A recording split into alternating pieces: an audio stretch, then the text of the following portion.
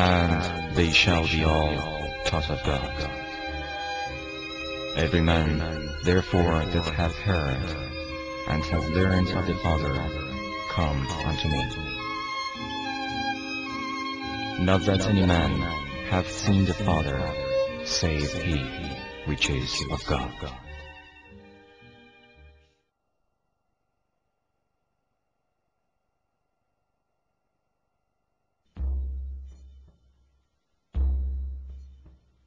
The world had to wait for the autumn of 1603 to witness those fateful events on this side of the globe. A bitter and tragic episode which left its scars for eternity. Shah Abbas I, heir to Muhammad Khudabande, ascended the throne in the year 1586.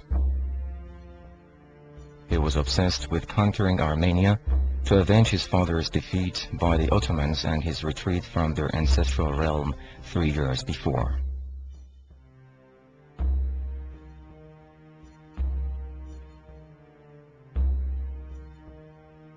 Meanwhile, the unconditional surrender of people was not enough to appease the black and despotic hearts of the ruthless Ottoman rulers, who remained true to their barbaric ways. For this reason, Armenians surpassed each other in their flight to Iran to take refuge in the warm sanctuary offered the Iranian monarch. Seizing the opportunity in a cold and merciless autumn, and taking great care to remain hidden from prying eyes, Shah Abbas made haste towards Tabriz in 1603.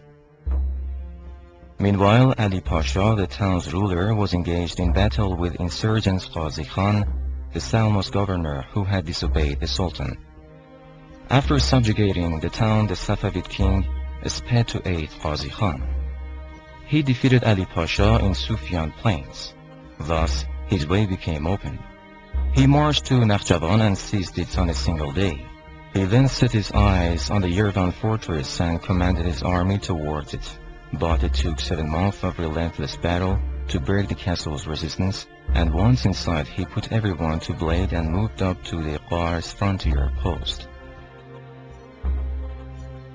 When the news of Iranian victories reached Istanbul, Sultan Ahmad immediately mobilized an army under the command of General Jalal Oghli and dispatched it to confront Shah Abbas. The Shah of Iran became aware of the huge Ottoman preparation. He appraised the forces and saw fit not to affront the enemy on one line, so he opted for a scorched land policy and ordered all people living within the territory, separating the two countries' borders, to be moved towards Iran, in the hope that harsh winter, lack of refuge and food would overcome the foe.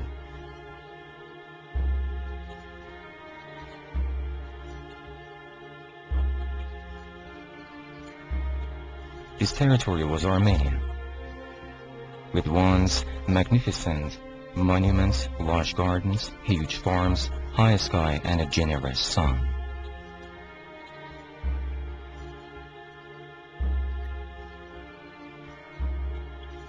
Thus, the fateful event occurred, and the great exodus ordered by Shah Abbas and directed by General Gune Khan began.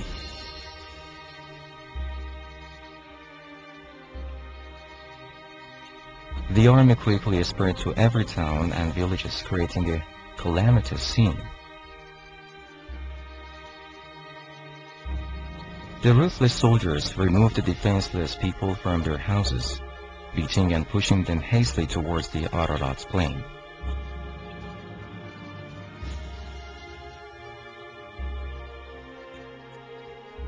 Roofs crumbled, trees fell, and belongings were looted.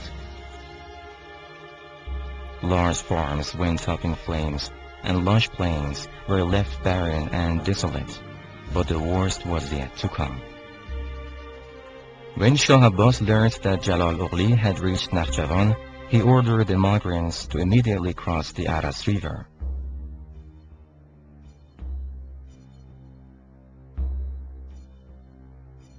Large and small boats were built for the purpose, but the sheer number of crowd and the shortness of time made a safe passage an impossible task. So people were pushed into the river at the mercy of the current. Hesitation was fatal, and naked blades awaited the doubtful. Hence, those who could hurried on board the boats, and the rest were forced to brave the waters.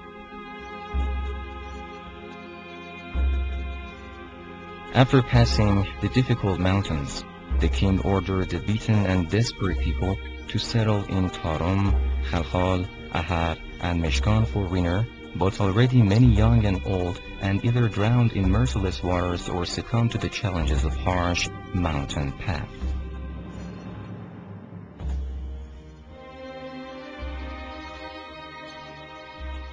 It was hard to forget all these sufferings, but the survivors had no choice except to hope for a brighter future.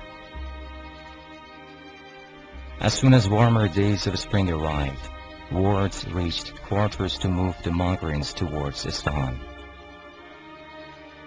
7 years after their expulsion from their lands, and on Shawwal 1014 Hijra, Shah Abbas issued a decree by which a portion of the royal properties in the south of Zayanderud were allotted to Armenian immigrants for settlement.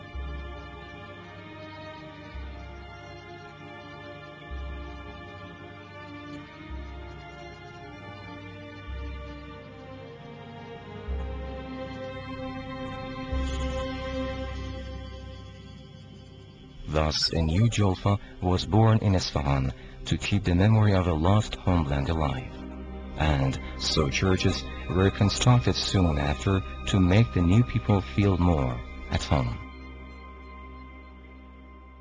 A total of 24 churches were built by the Armenians, but now there are only 13 to be found in different neighborhoods of Urfa. The most important is a monastery called Amena Perkich, meaning the Savior, or the Vank Cathedral. It may well be a reminder of another Savior in the old Armenia, whose spirit has